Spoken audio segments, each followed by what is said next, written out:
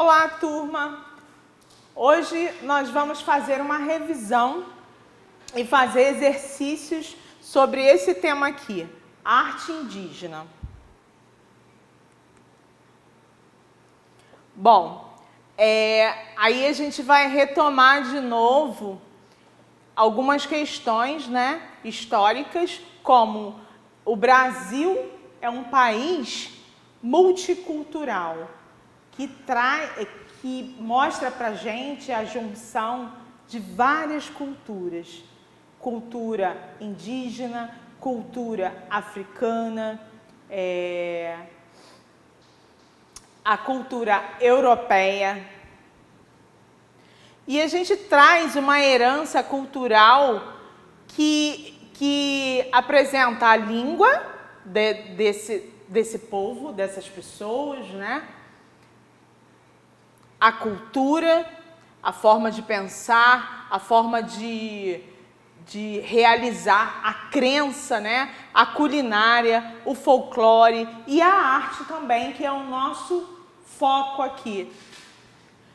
As diferenças não significam atrasos ou inferioridade.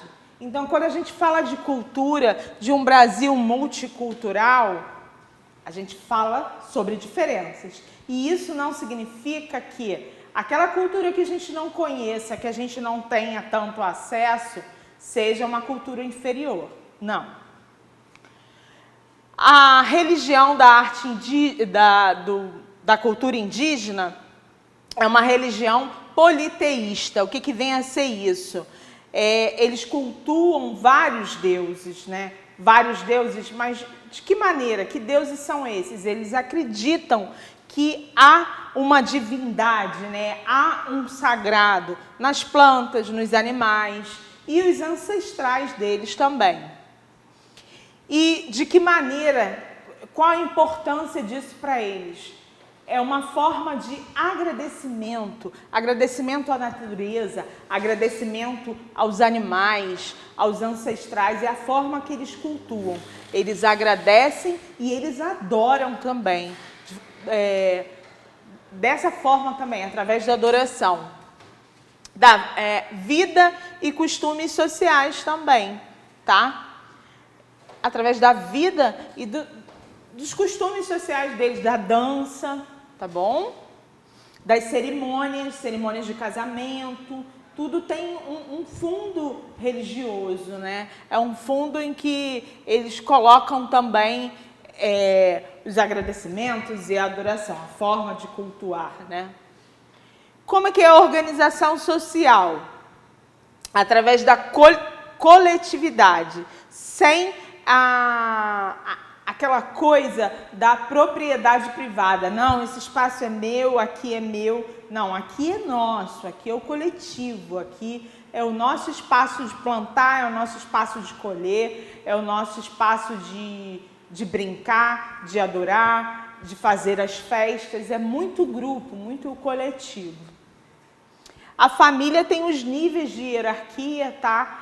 Tem, geralmente, a figura mais velha é uma figura muito respeitada, onde a figura que os mais novos vão procurar para tomar uma decisão nas suas vidas, tá? Esse é um dos exemplos que eu estou dando na questão dessa hierarquia. Não há conceito de fazer arte. Eu botei um não ali em letras garrafais. Na cultura indígena, principalmente inicialmente, quando a gente estuda a cultura indígena, a gente percebe que não tinha esse propósito, Esse sujeito indígena, ele não tinha o propósito, vou ser artista, vou fazer essa pintura corporal para fazer uma performance, porque eu sou artista. Não tinha essa pretensão de ser artista, tá bom? Utiliza-se a produção em rituais ou no dia a dia. Se fazer um utensílio, se fazer essa cerâmica, é para o dia a dia mesmo, para usar como recipiente para comida. A sua pintura corporal para um casamento, para um ritual, para uma festa. Então, não é com o intuito de ser um artista. Vamos aos exercícios. Cite palavras que você conhece que possuem nomes com origem indígena. Jacarepaguá, carioca, peteca.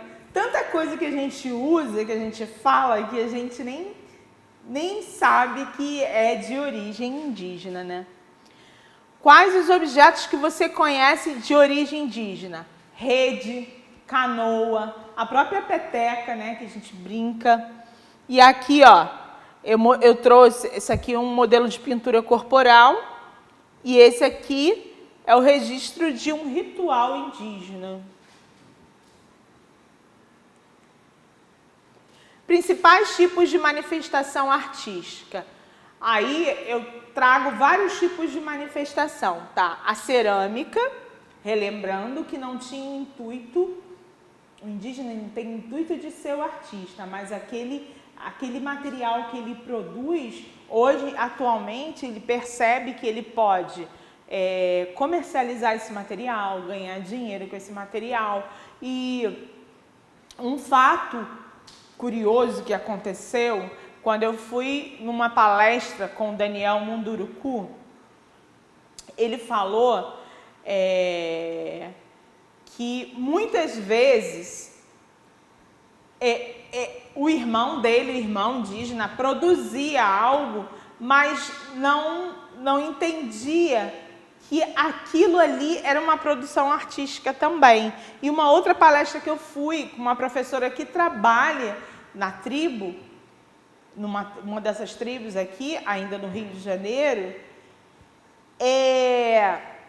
eles pediram para que ela ajudasse a colocar preço naquilo que eles faziam, que ele não sabia que preço dar. Muitas vezes ela olhava um material muito bem trabalhado, super barato, e um material mais simples, menos elaborado, super caro. Eles não sabiam dar o preço. Por quê?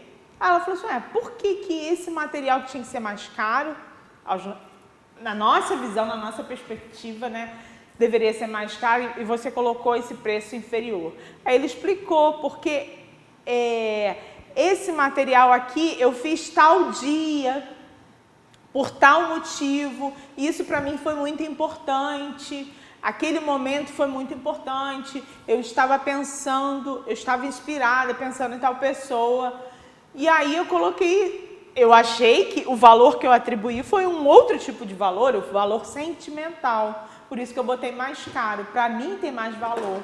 Aí ela explicou que o outro, por ser uma coisa mais elaborada, teria que ser, mesmo sendo menor, teria que ser mais caro. E aí, essa noção de valores, ela teve que construir e ajudar, principalmente que ela estava trabalhando matemática na tribo, ela é professora de matemática, e aí ela foi levar essa noção também de compra e venda de valores de produtos. Bem interessante, né, esse relato. Então, a cerâmica, a utilização, os utensílios para máscaras também, o processo, o material, é um processo artesanal, manual, tá? E aos poucos é adicionado o barro, tá? Quais as características desse processo, dessa confecção? As mulheres eram responsáveis por fabricar as peças e deveriam seguir padrões da cultura corporal da tribo e representação de animais. Então, vou fazer esse jarro aqui, ó. Esse jarro, por exemplo, tem uma cavidade para colocar as penas coloridas durante os rituais. Então, tudo isso tinha que ser de acordo com a tribo, da história daquela tribo, os significados, o que era importante para a tribo. Então, aquilo que você vai construir, você tem que pensar nisso também. Tá vendo? Outros tipos de valores. E essa aqui é uma máscara indígena também, que pode ser feita através da cerâmica, mas de outras formas também, tá? Aqui é pintura corporal, gente. É usado tinta natural que eles tiram da natureza, tá? Das árvores e frutos, como genipapo e urucum. Urucum é uma frutinha redondinha, pequenininha, bem vermelha, e sai essa tinta aqui, ó, bem bonita, ó. Significado é o valor simbólico, como eu já falei, cores e desenhos que passam mensagens. Pode ser com grafismo de animais. Qual a mensagem que quer passar ali? Qual é o ritual que eles vão? Eles vão para o casamento? Eles vão para um batizado? Eles vão para um ritual que vai levar a uma outra fase da vida? Como para a gente pode falar que tem a comparação. A festa de 15 anos, lá é um outro ritual, né? Festa de 15 anos para a menina, sai da infância, vai para a adolescência, né? Então, para eles é outro tipo de ritual. E aí, não tem aquela maquiagem, usar batom, blush, sombra. Tem esse tipo de maquiagem aqui, tem esse tipo de pintura corporal. E a utilização. Como tem um outro significado, eles utilizam para dar sorte nas guerras, nas caçadas, nas viagens, comemorações, os rituais. Origem. Cada tribo possui o seu tipo de pintura, tá? Porque é um significado especial para aquela tribo. Tem os seus traços e dependendo também da idade, do gênero, se é homem ou se é mulher, tudo isso vai modificar na pintura corporal. E da função na tribo. Qual a função? Ele é um pajé? Ele é uma criança? Depende é uma curandeira? Cada um vai ter um tipo de pintura corporal de acordo com a sua função na tribo, tá bom? Ó, pintura corporal indígena. Olha os grafismos aqui. Isso aqui pode remeter esse grafismo à imagem de um peixe. Aqui o olho do peixe. Arte plumária.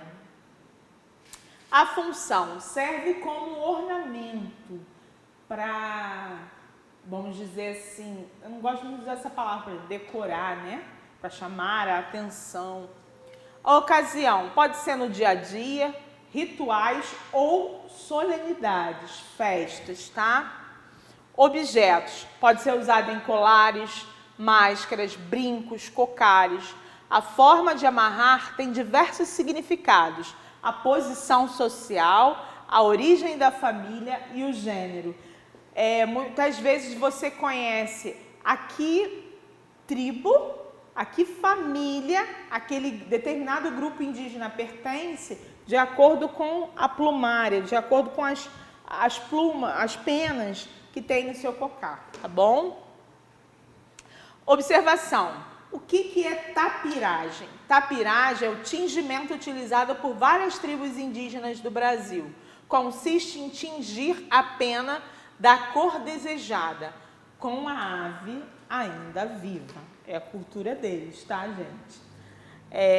E aí eles fazem esse tingimento das penas e esse processo todo se chama tapiragem, tá? Aqui são os povos do Xingu, uma fotografia dos povos do Xingu, e aqui um cocar de penas de arara azul e papagaio também.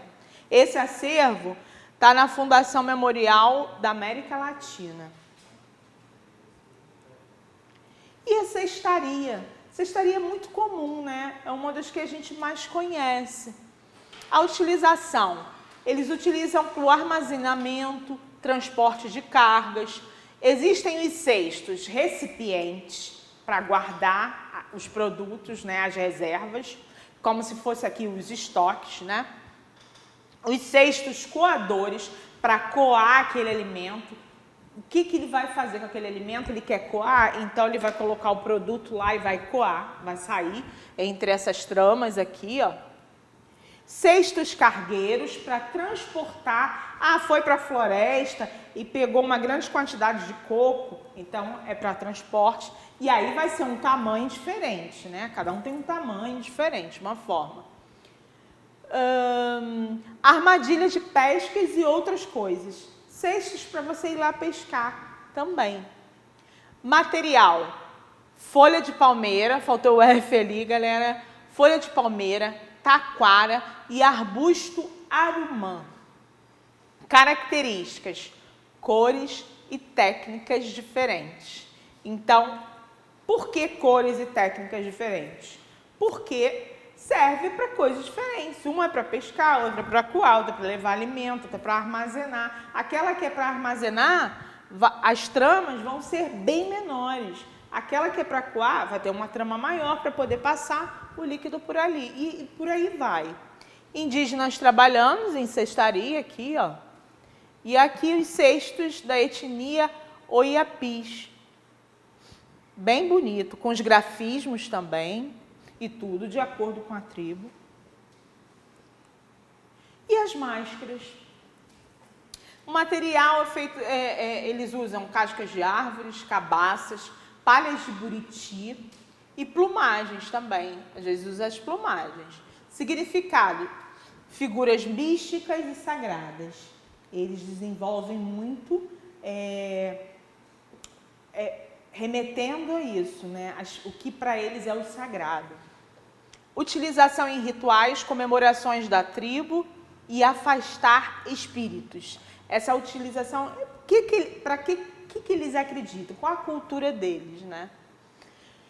E na mitologia, eles colocam entidades de guerras passadas representadas pelas máscaras, né? Algumas máscaras, eles remetem a essas entidades, são referências. Aqui são as sagradas, máscaras usadas em rituais dos índios que vivem no Tocantins. E aqui, índio ticuna durante um ritual. Olha as orelhas bem grandes, a boca. Bem interessante, né? Tribo Marajoara. Essa é uma tribo muito falada, muito conhecida, até mesmo pelo material que produz, que tudo leva o nome Marajoara. Origem, Ilha de Marajó, e lá são chamados Marajoaras, são os Marajoaras, né? No estado do Pará, a partir do século I. Habitantes, são 100 mil habitantes e há uma complexidade social, e a gente vai entender o porquê agora. O nome arte marajoara foi empregado aos objetos e artefatos, principalmente a cerâmica, muito estudadas por artistas, sociólogos e historiadores. Todo esse estudo faz com que esse grupo seja mais conhecido, né? Porque vai se levando a história e a cultura até para fora do nosso país, né? Para dentro e para fora. Utilização. Como se utiliza? São objetos decorativos e utensílios, potes, vasilhas, estatuetas, brinquedos. E uma diversidade na formação de padrões. Por que chama tanta atenção? É diverso a quantidade de padrão que eles têm para trabalhar as suas obras, tá? A diversidade de formas também. Características, peças com pinturas pretas sobre o fundo branco. Aqui a gente vê as urnas funerárias marajoaras decoradas em relevo. Aqui é mais clara e a pintura é mais escura. É sempre o relevo ou o desenho, né, ou o grafismo mais escuro que o fundo. O fundo geralmente é mais claro. Tema. Quais são os temas que os marajoaras usam para os seus trabalhos? Seres místicos, animais, os temas geométricos simples, que são os grafismos, que eu estou toda hora citando grafismo. Grafismo é isso, ó. São esses movimentos aqui.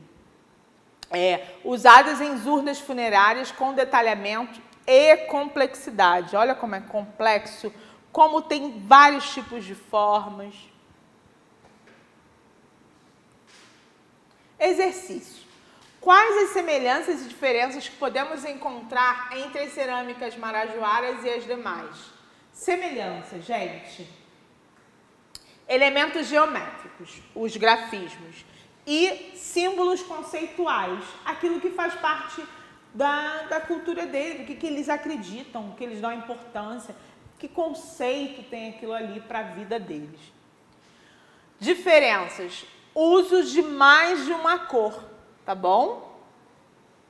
As cerâmicas marajoaras, elas se utilizam mais de uma cor, que eu falei, mais escuro, o relevo, o desenho e o fundo é branco, é mais claro. O que mais chamou a atenção nas pinturas corporais indígenas? Ela varia de acordo com. O que mais me chamou a atenção é que ela varia de acordo com a idade, com o gênero, se é homem, se é mulher, ou a função, se é o pajé, se é a feiticeira. Então, a pintura corporal vai mudar de acordo com isso. Então, isso me chamou a atenção. Dos tipos de arte indígenas estudados, qual você mais gostou? Eu gostei da pintura corporal. E explique o porquê, né? Pelo registro de vida na pele. Hoje, a gente não usa as tatuagens para a gente representar, vou tatuar a família, ou então vou tatuar a letra dos meus filhos, a primeira letra, ou eu te amo, mãe, ou clube de futebol, você tatua o escudo. Aquilo é vida, aquilo é o que as pessoas acreditam, o que as pessoas gostam. A tatuagem, não é? Então, a pintura corporal é isso. Por isso que para mim é tão importante, é o registro de vida na pele. Se aquelas pessoas elas vão passar por um ritual de casamento, toda aquela pintura ali vai trazer isso para a pele dela, vai ser registrada na pele dela.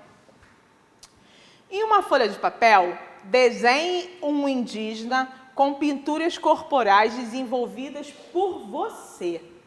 Indique a função representativa de cada desenho.